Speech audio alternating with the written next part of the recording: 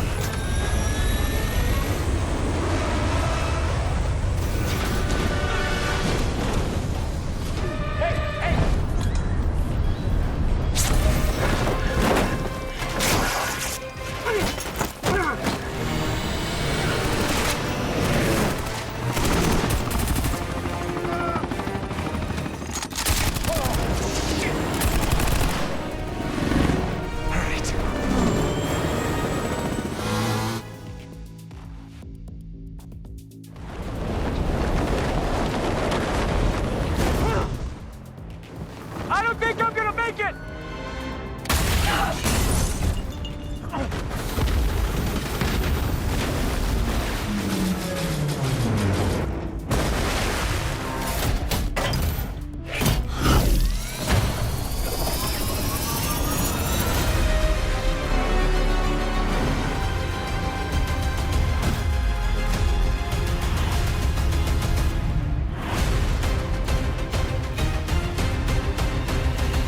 Each Mission Impossible film has brought a distinct flavor to the table, evolving the franchise in bold, sometimes strange, occasionally brilliant and other times baffling ways. What began as a cerebral cat-and-mouse thriller gradually mutated into one of Hollywood's most consistently thrilling action franchises, and then more recently into something bloated, self-important, and structurally unsound.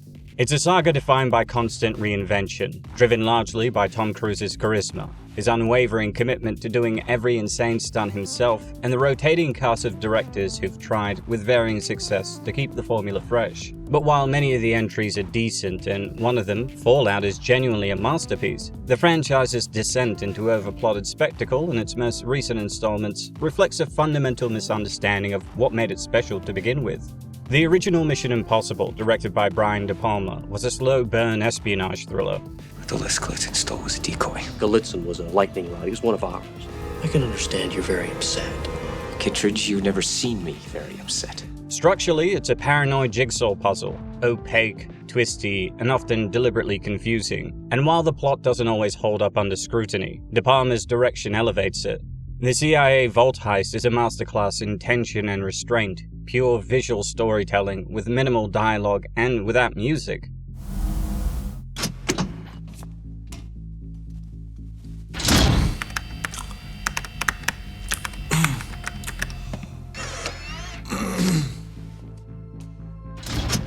But for all its elegance, the film has structural issues. It dispatches the initial IMF team far too quickly, relies heavily on exposition in its second half, and sidelines Ethan Hunt's internal conflict in favor of cloak and dagger mechanics. Still, its cold, cerebral approach gave the franchise a unique identity and introduced Luthor, an ally that would appear in every single film going forward. It wasn't just about explosions, it was about trust, betrayal, and quiet dread. Morning, Mr. Phelps. I'm not the only one who's seen you alive. Then came MI2, a radical stylistic shift under John Woo.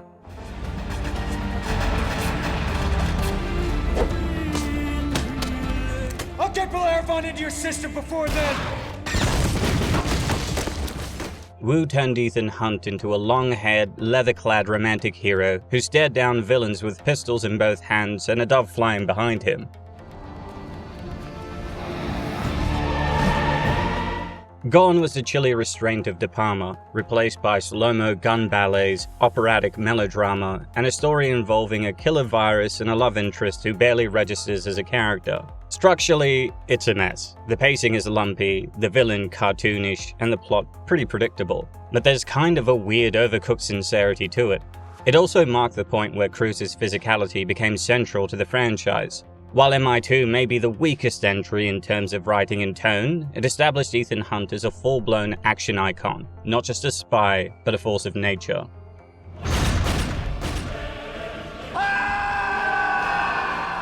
Mission Impossible 3, directed by J.J. Abrams, attempted a course correction of sorts. Julia called and told me that she was getting married.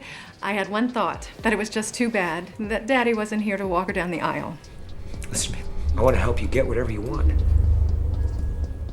It regrounded the series in emotional stakes, giving Ethan a personal life, a fiancé, and a reason to fight beyond abstract missions. Structurally, it's tighter and more character-focused than its predecessors, with a clear arc, solid pacing, and a menacing villain in Philip Seymour Hoffman's Owen Davian. I've activated the charge in your head. Davian, easily the most chilling antagonist in the series, brought a nihilistic calm that added weight to every scene he was in. The plot may be straightforward: rescue the girl, stop the MacGuffin, but that clarity works in its favor.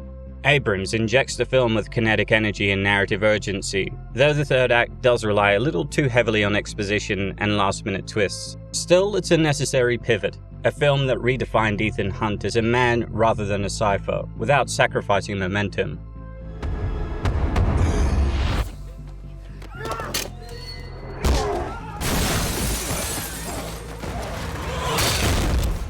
With Ghost Protocol, Brad Bird catapulted the franchise into the blockbuster stratosphere.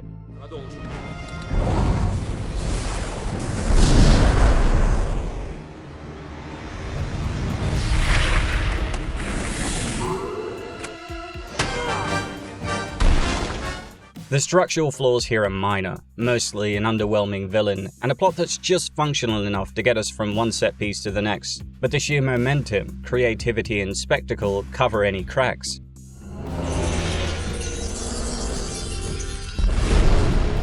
Bird's animation background shows in the clarity of his action direction.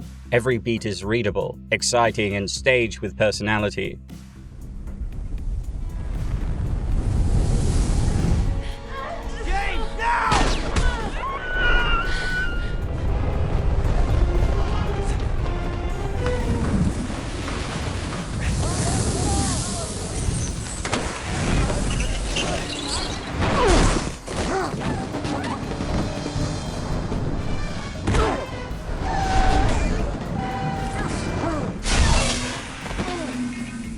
Scaling the Burj Khalifa is still one of the most iconic stunts in modern film, not just because Cruise did it, but because the setup, escalation, and execution are so elegantly crafted. The team dynamic also begins to solidify here. Benji becomes a proper character, and Brandt adds a new layer of tension. Ghost Protocol may not be deep, but it's exhilarating, funny, and structurally sound, the purest popcorn entry, and one of the most rewatchable.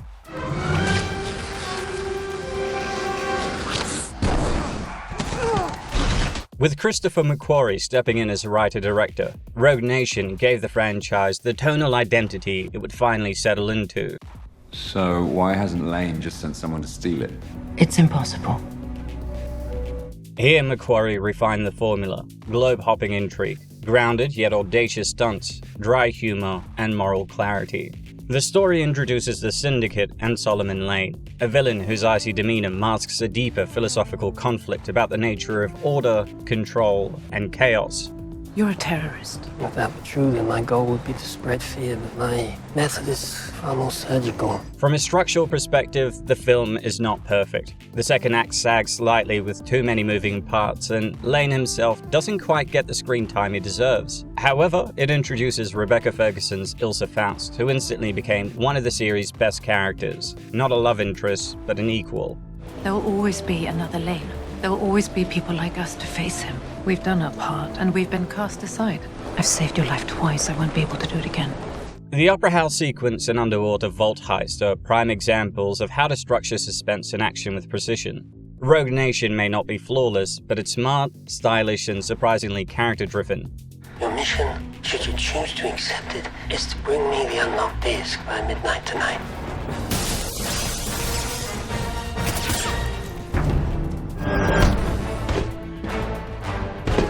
Then came Fallout, the franchise's apex.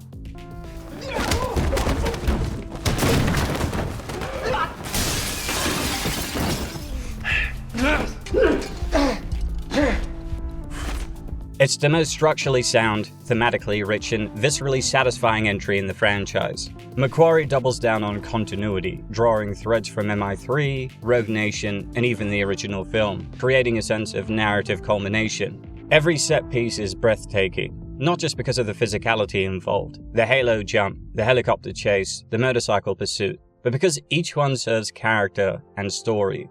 It was good to see you. I'm so sorry. I'm so sorry.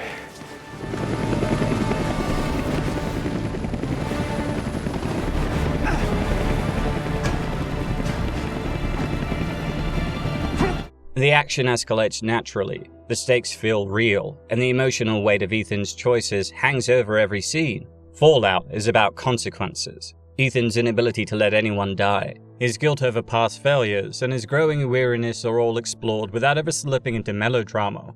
Henry Cavill's August Walker is a physical and ideological foil, and the final act with its ticking bomb and multiple converging threads is perfectly paced. It's rare for a franchise to peak 6 films in, but Fallout achieves it by understanding exactly what it is and executing that vision flawlessly. Now? Yes, right. Are you sure? Yes, I'm... Oh, it's left. Turn left. And that's why the pivot to Dead Reckoning and the final Reckoning feels like such a structural and conceptual collapse. Dead Reckoning introduced an AI antagonist, the Entity, an incorporeal algorithm that controls global information systems, rendering Ethan's analog skill set seemingly obsolete. The only person in the airport with no identity. He's being erased in real time. It's a bold idea in theory, but structurally, the film buckles under its weight. Too many characters are introduced with too little payoff. Gabriel, the Entity's human avatar, is given a retroactive link to Ethan's past that never lands emotionally or thematically. The pacing is erratic, motivations become muddled. Even the much-hyped train finale, while impressive, feels like a patchwork of disconnected events.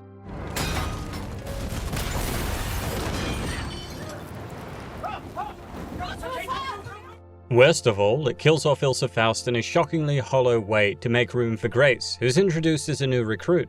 The writing begins to lean back heavily on exposition, and the action, while competent, lacks the narrative urgency of Fallout. If we want to bring the world back from the brink, we have to deal with him. Should he choose to accept? The final Reckoning doubles down on everything that didn't work in Dead Reckoning, and it's a bit of a mess. Key characters vanish for large stretches. Multiple new characters are introduced for one scene before disappearing for the rest of the film. Motivations shift without explanation. The Entity itself, despite being the central threat, never feels present or tangible. Worse still, the action set pieces, which we come to see the films for, are few and far between. The pacing is bloated, the stakes are abstract, and many of the characters feel like NPCs. Ultimately, what's most disappointing is that the Mission Impossible franchise didn't collapse because it ran out of gas, it collapsed because it forgot what fueled it. It wasn't just the stunts, the masks, or the theme music. It was a deceptively simple idea. One man and his exceptional team pushed to the brink, making impossible decisions not because they're superheroes, but because they refuse to let others fall by making compromises. For years, Ethan Hunt ran towards danger while dragging us along for the ride. Now he's just running in circles, chasing a plot that no longer remembers why we started caring in the first place. I need you to trust me. One last time. The opening of the final Reckoning picks up in a world now teetering on the brink of annihilation. The artificial intelligence known as the Entity is steadily expanding its influence, taking control of all nuclear devices around the world. At the same time, the US, Russia, China, and the UK, who still have control over their nuclear warheads, have ceased communicating with each other and are close to launching preemptive strikes before the Entity takes over. It's also explained the crisis has inspired a doomsday cult of fanatics that have infiltrated every echelon of government, hoping to bring the world to an end. Ethan Hunt and his team are still on the run and in pursuit of the entity's human proxy, Gabriel, who's already proven himself more plot device than character. We also find out that Luther Stickle has developed a malware countermeasure for the entity, known as the Poison Pill. After they free Paris from captivity, Gabriel captures Grace and Ethan almost immediately, coercing Ethan into diving to retrieve a lost module, revealed to be the long-forgotten Rabbit's Foot from Mission Impossible 3, now retroactively rebranded as the core of the entity's source code. The world would eventually be eviscerated by technology, which he referred to as the anti-God. By positing that Ethan is directly responsible for the entity's eventual freedom, the movie actually fixes the J.J. Abrams MacGuffin from MI3. So far so good, but there's still another 2.5 hours for the movie to go wrong, and it does. The pair escape, and with the help of Benji and new additions to the team, Paris and Theo, Ethan learns from a recovered device that Gabriel has been using to communicate with the entity, a sequence that gives him a vision of a potential nuclear apocalypse. It's a classic case of telling instead of showing, a thematic blunt instrument rather than a gripping revelation. Compare this to Fallout, where the nuclear threat was grounded in immediate character-driven consequences. There, the danger came with a ticking clock and a sense of moral urgency, as Ethan refused to sacrifice innocence for the greater good. Here, the vision of Armageddon is abstract, impersonal, and dramatically inert. Unfortunately for the team, Gabriel has already stolen the Poison Pill, another convenient development that serves the plot. Luther, whose role has been increasingly reduced to information delivery over the last 2 films, then sacrifices himself to disarm a nuclear device in London. The moment should land with a lot of weight, as Luther is the only character besides Ethan to appear in every Mission Impossible film, but it doesn't. Not only has the film failed to build dramatic momentum up to this point, but Stickle's sacrifice feels disconnected from the narrative's emotional core. Compare this to Fallout, where even the suggestion that Benji, Ilsa, or Luther might die carried a palpable sense of dread, because their lives had been woven meaningfully into the story, and Ethan refused to believe that the needs of the many outweigh the needs of the few. You had a terrible choice to make in Berlin. Recover the plutonium or save your team. You chose your team, and now the world is at risk. Ethan is then captured and brought before US President Erica Sloan. This should be a turning point, but it's bogged down by even more exposition, as is so often the case throughout the first act. We learn that the entity is nearing control of all global nuclear systems and that Hunt must be allowed to act independently if there's any hope of stopping it. Again, all this is told to us in extended dialogue scenes, with characters seated at tables pontificating about off-screen events while the pacing grinds to a halt. The film can't help but stop and explain itself with flashbacks to previous films and even flashbacks to conversations in this film that we haven't seen yet ourselves. The editing here is wild and often all over the place. It's a film terrified of silence, afraid to let tension simmer, or trust the audience's intelligence. It also spends the entire first act telling us how serious everything is, without ever making us feel it. CIA Director Kittredge is brought back, but his scenes serve mainly to repeat what we already know. The government still doesn't want to destroy the entity like Ethan, but to control it. The next beat involves Ethan locating the Sevastopol, the sunken Russian submarine that houses the entity's source code. To do this, the IMF team must track down William Dunlow, a character exhumed from the first film, who's apparently been living in exile on St. Matthew's Island, where he conveniently memorized the coordinates of the Sevastopol over a decade earlier. Oh, shit! The return of Dunlow is meant to be a nostalgic callback, but his reappearance doesn't enrich the story. It turns what should be an urgent global crisis into an awkward franchise reunion tour.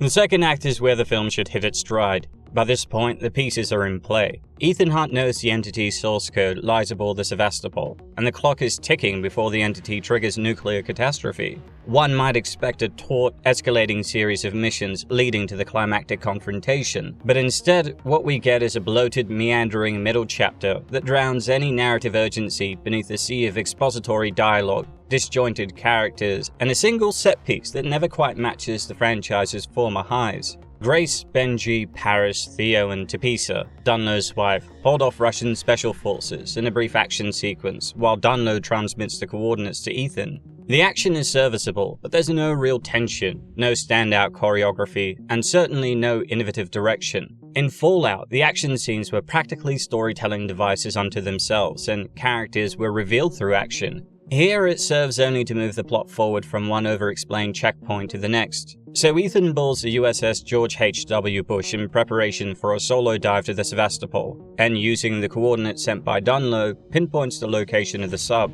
This underwater mission is a perfect setup for a nail-biting suspense sequence. Hunt infiltrating a nuclear wreckage as time, pressure, and the ocean itself become enemies. The submarine shifting across the continental shelf is interesting, and Cruise is still performing the absurd stunts, but this is the first major stunt set piece in the movie that takes place 1.5 hours in, when most of the films are in their final act. Still, Cruise commits to the bit as Hunt retrieves the module and nearly dies from decompression sickness. Grayson Tepisa managed to save him using a makeshift decompression chamber, a moment that should feel like an act of heroism or ingenuity, but instead comes across as another checkbox ticked off. There's no real chemistry between these characters, no compelling dynamic that elevates the scene beyond utility. Fallout thrived because the relationships between Ethan, Ilsa, Luther, and Benji had weight. They weren't just players on a mission board, they were a surrogate family constantly forced to make impossible choices. In the final reckoning, with the exception of Ethan and Benji, none of the characters have any shared history or real chemistry, so when characters save each other's lives, it feels flat. With the module in hand, Ethan regroups with the IMF team and outlines the plan to unite it with the poison pill to trap the entity on a physical drive, thereby severing its access to the digital world. Again, this is explained at length, as if the writers don't trust the audience to remember the goal laid out over the past 2 hours. Even the entity, this supposedly omnipresent AI, continues to feel like a narrative backdrop rather than an active force in the narrative. Unlike Solomon Lane in Rogue Nation, Owen Davian in MI3, or August Walker in Fallout, who all had real presence and agency, the entity is a disembodied threat with no voice, no scenes of real manipulation or menace. It never directly interacts with Ethan except for one brief moment in the beginning, never challenges him psychologically or morally, it's just there.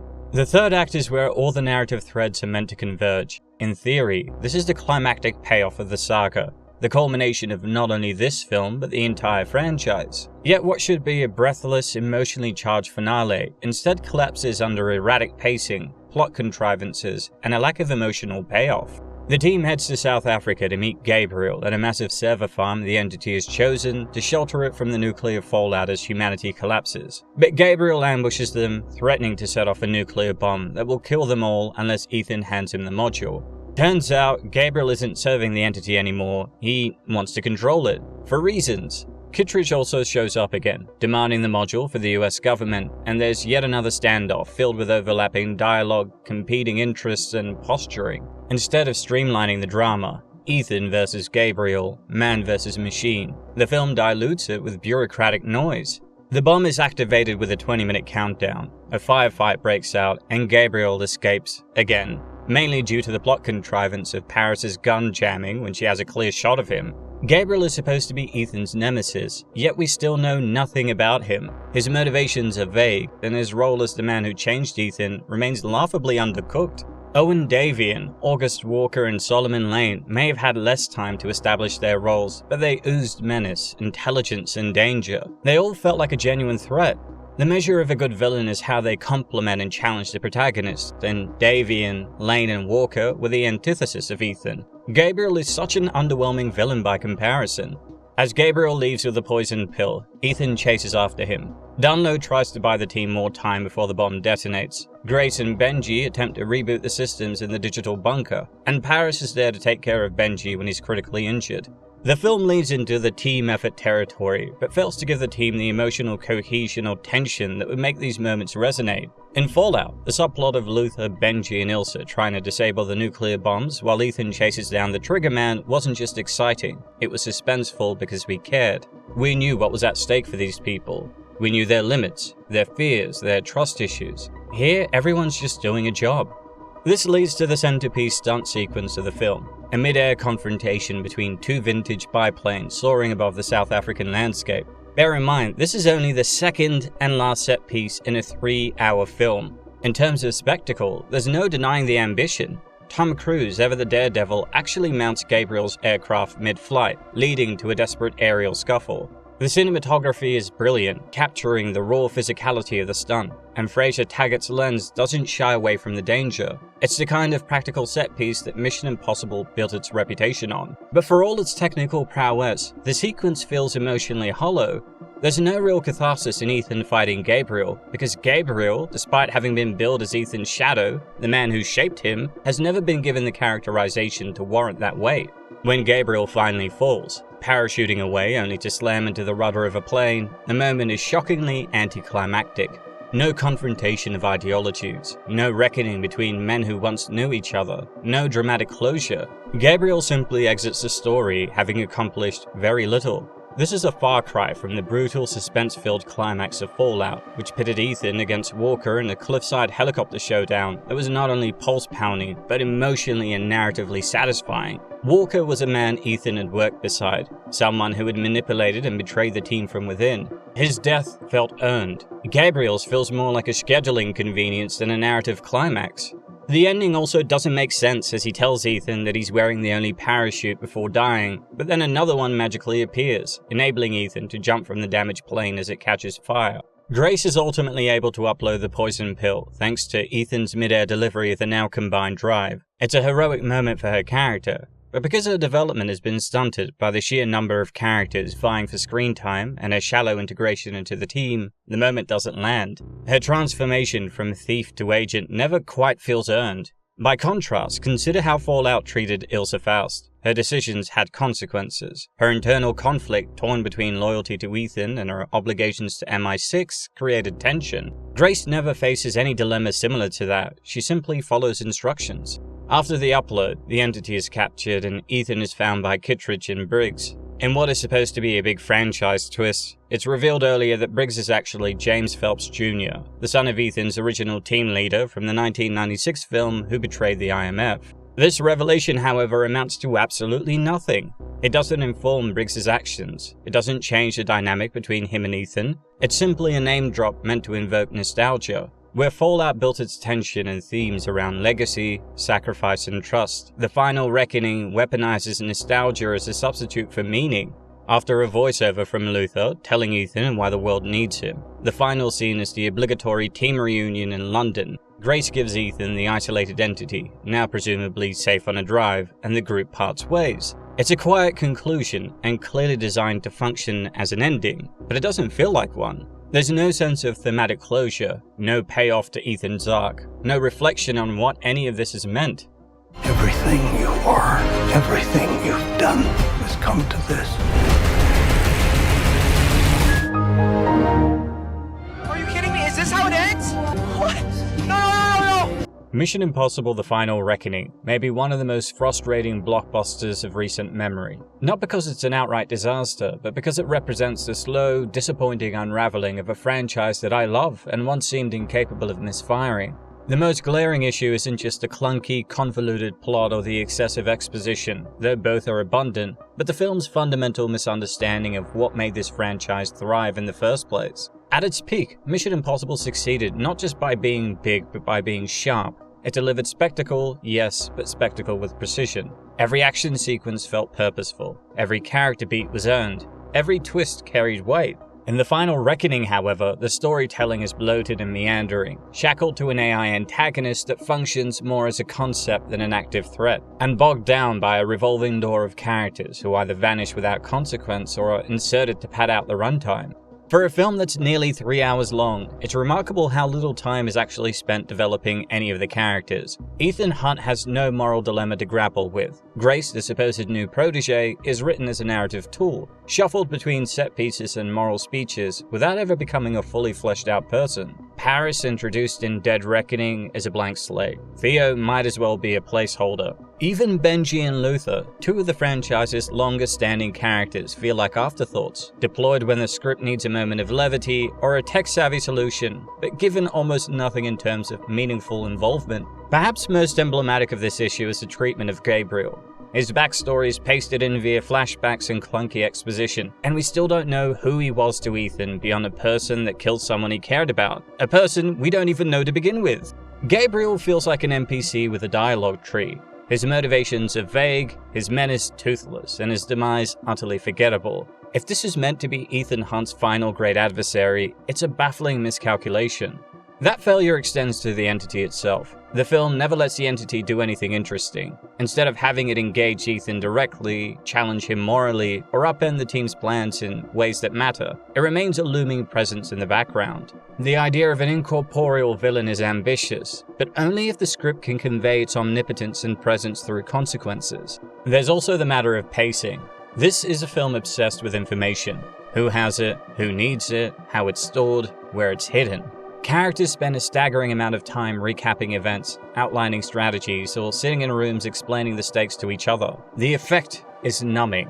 The first hour especially is so front-loaded with exposition that it feels less like a film and more like a PowerPoint presentation. The structure is lopsided, with character moments and plot reveals arriving with little fanfare or build-up, while the action is often spaced too far apart to sustain momentum. There's no rhythm, no natural escalation, just an endless string of narrative errands. The action scenes, when they do come, are well shot and executed with typical Cruise flair, but they feel isolated. The submarine sequence is technically impressive, but dramatically limp. The biplane finale, while daring, feels detached from the story's emotional throughline. Nothing here reaches the heart-stopping brilliance of the Paris escape, the bathroom brawl, or the helicopter pursuit from Fallout. Sequences that weren't just thrilling, but deeply embedded in the character arcs and the story's momentum. And then there's the absence of a unifying emotional core. One of Fallout's greatest strengths was its sense of consequence. Every decision Ethan made carried weight. His loyalty to his friends, his guilt over past losses, his refusal to let innocent people die. These were more than character traits, they were defining inner conflicts. In the final reckoning, Ethan is placed at the center of a world-ending scenario, but rarely feels emotionally connected to it. There's no real internal struggle, no moral dilemma, no sense that this mission will cost him anything other than screen time.